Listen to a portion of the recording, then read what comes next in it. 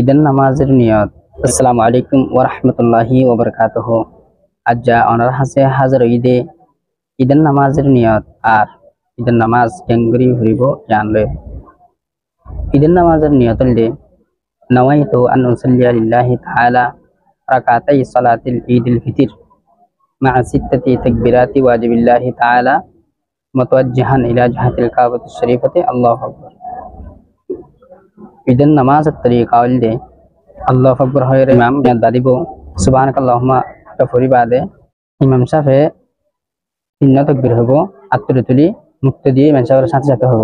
তিন তাকবীর হওয়ার পরে ইমাম সাহেব ফাতিহা কারাতিন করি নামাজের দিকে রুকু সিজদা করার পরে দ্বিতীয় রাহাতম মাদে আয়ারে সূরা কারাত করি রুকু যাবার আগে তিন তাকবীর হয়ে রে সাল্লাম তাকবীরের মধ্যে আতের না বাদিয়ে রে রুকু যাবে। তাহলে এভাবে ঈদের নামাজ শেষ করি। আশা করি আপনারা বুঝে পাচ্ছেন। আসসালামু আলাইকুম ওয়া রাহমাতুল্লাহ।